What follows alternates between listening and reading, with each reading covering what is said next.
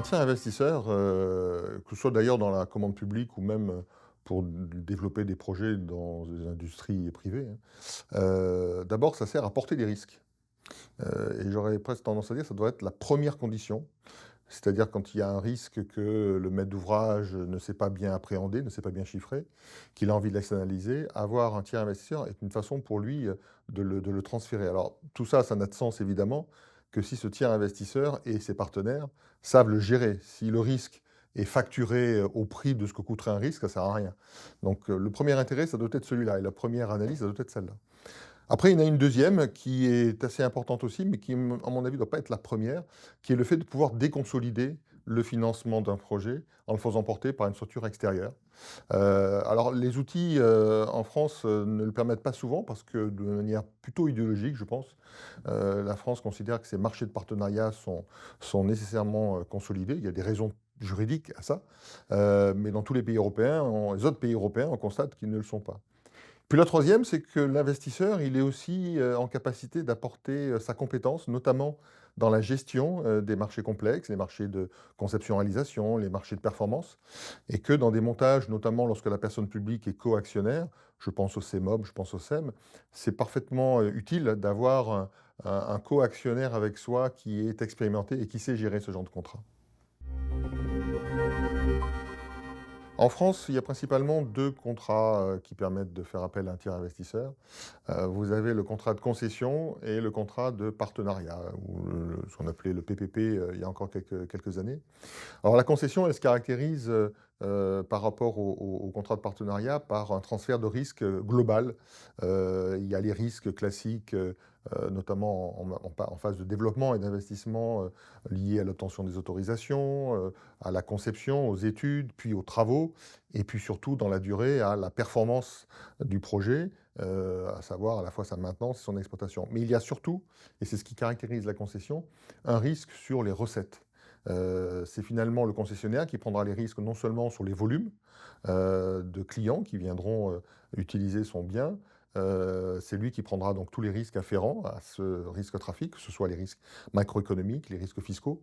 Et donc c'est un portage assez important qui bien évidemment ne peut se justifier que s'il y a là encore une fois, pour reprendre la notion de transfert de risque efficient, matière à transférer le risque. Un risque où il n'y aurait pas de maîtrise par le concessionnaire, on peut se poser la question si c'est pertinent finalement de le transférer.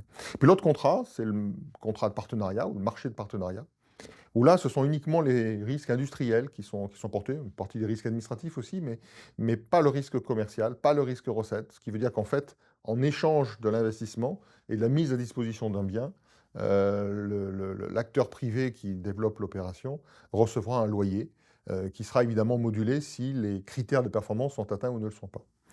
Et puis après, là, on est resté sur des notions de contrat, on va dire monobloc. Vous avez un projet, vous avez un contrat.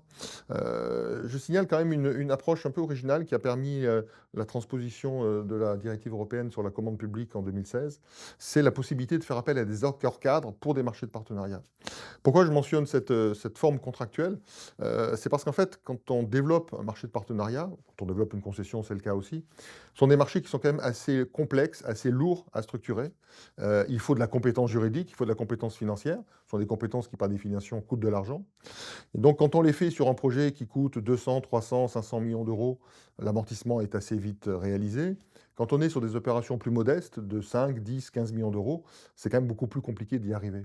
L'accord cadre, il a comme mérite de pouvoir, sur un ensemble de projets, et donc un ensemble de marchés subséquents, amortir finalement, via une structure contractuelle unique, un ensemble d'investissements qui seront réalisés ultérieurement. Alors quand on est dans une opération publique, la mise en concurrence est bien entendu une étape obligatoire. Alors il y a plusieurs cas de figure. Le cas le plus fréquent, c'est que le tiers investisseur s'associe avec des partenaires industriels qui auront la charge de la conception, de la construction et de la maintenance pour répondre à l'appel d'offres. Alors c'est le cas le plus fréquent, c'est pas forcément indispensable. C'est indispensable uniquement lorsque le risque industriel peut éventuellement avoir un impact sur l'origine du financement. Bon, je vous avoue qu'en près de 30 ans d'expérience de maîtrise d'ouvrage, un cas comme ça n'est pas apparu très souvent. Et donc, il y a une autre façon de faire qui est de sélectionner finalement le tiers investisseur d'une manière distincte des autres acteurs du projet. Pourquoi finalement traiter le tiers investisseur différemment? Bah, pour une raison assez particulière, c'est que c'est certainement dans les acteurs qui composent un groupement, celui qui a le plus d'alignement d'intérêts avec la personne publique.